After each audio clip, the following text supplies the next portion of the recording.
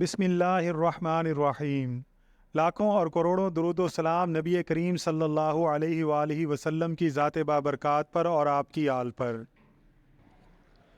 ناظرین کرام، ابن زیاد کے گورنر بننے اور کوفیوں کے دغا دینے کی خبر سننے کے بعد حضرت مسلم بن عقیل رضی اللہ تعالی عنہ کوفہ کے ایک سردار حضرت ہانی بن عروہ کے گھر منتقل ہو گئے، جو کہ حضرت سیدنا امام حسین علیہ السلام کے محبین اور جانثاروں میں سے تھے۔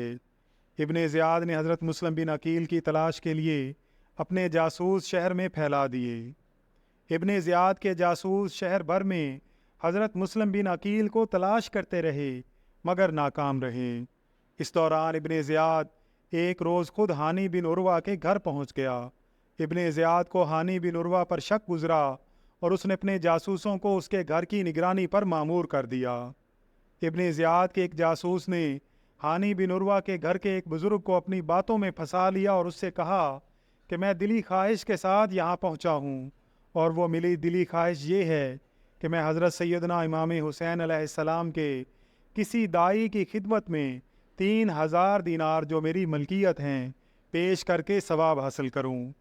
وہ بزرگ اس جاسوس کی باتوں میں آ گئے اور اسے لے کر حضرت مسلم بن عقیل کے پاس چلے گئے۔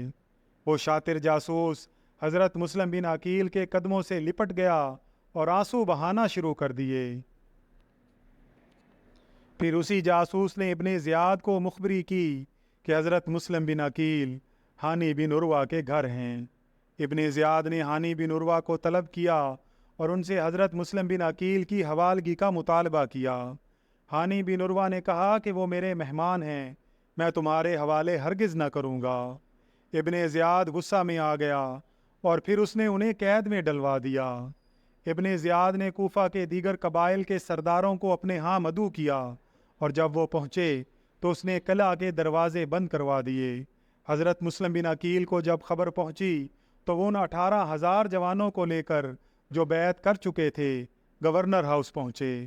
ابن زیاد نے ایک اور چال چلی اور اس نے ان تمام سرداروں کو کہا کہ وہ اپنے اپنے قبائلیوں کو حکم دیں کہ وہ حضرت مسلم بن عقیل کا ساتھ چھوڑ دیں، ورنہ ان کے سر قلم کر دوں گا۔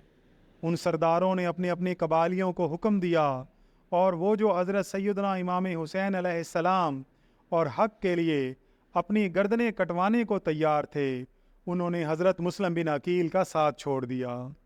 حضرت مسلم بن عقیل نے جب کوفہ والوں کی غداری دیکھی تو پریشانی کے عالم میں ایک طرف چل دیے۔ اس دوران ایک ضعیفہ کے پاس سے آپ کا گزر ہوا۔ آپ نے اس سے پانی طلب کیا تو اس نے آپ کو پانی پلایا اور کہنے لگی کہ سارا کوفہ اس وقت آپ کا دشمن ہے، آپ میرے گھر میں رہیں، میں آپ کو باہر نہیں جانے دوں گی۔ میرا بیٹا بھی جاسوس ہے اور آپ فی الوقت میرے گھر کے تہخانے میں چھپ جائیں۔ حضرت مسلم بن عقیل اس ضعیفہ کے گھر چھپ گئے۔ اس دوران اس کا بیٹا گھر آیا اور شک پڑنے پر اس نے ابن زیاد کو آپ کی موجودگی کے بارے میں آگاہ کر دیا۔ ابن زیاد نے محمد بن اشعث کی سربراہی میں 70 جوانوں کا ایک دستہ روانہ کیا اور وہ اس گھر پر حملہ آور ہوئے۔ آپ رضی اللہ تعالیٰ عنہ کو جب معلوم ہوا تو اس ضعیفہ کو ابن زیاد ملعون کے انتقام سے بچانے کے لیے گھر سے باہر آ گئے۔ گھر سے باہر آنے کے بعد آپ کا محمد بن اشعث اور اس کے لشکر سے مقابلہ ہوا اور آپ رضی اللہ تعالیٰ عنہ زخمی ہو گئے۔ محمد بن اشعث نے پناہ کا وعدہ کیا اور آپ رضی اللہ تعالیٰ عنہ نے ہتھیار ڈال دیے۔ آپ رضی اللہ تعالیٰ عنہ کو ابن زیاد ملعون کے پاس لے جایا گیا، جہاں ابن زیاد نے آپ رضی اللہ تعالیٰ عنہ کی گردن اڑانے کا حکم دیا۔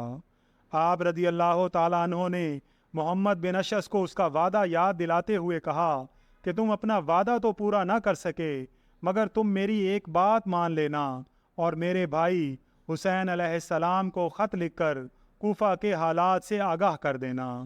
حضرت مسلم بن عقیل رضی اللہ تعالیٰ عنہ کی شہادت کے بعد ان کے دونوں معصوم بچوں کو، جنہیں وہ اپنے ہمراہ کوفہ لائے تھے اور وہ قاضی شرح کے ہاں مقیم تھے، انہیں بھی شہید کر دیا۔ انا للہ و انا الیہ راجعون۔ خدا کی لعنت ہو مسلم بن عقیل کے قاتلین پر، رسول کی لعنت ہو اور تمام لعنت کرنے والوں کی لعنت ہو۔ اللہ تعالیٰ سے دعا ہے کہ اللہ تعالیٰ قیامت کے دن ہمیں محبین امام حسین علیہ السلام میں سے اٹھائے۔ آمین یا رب العالمین۔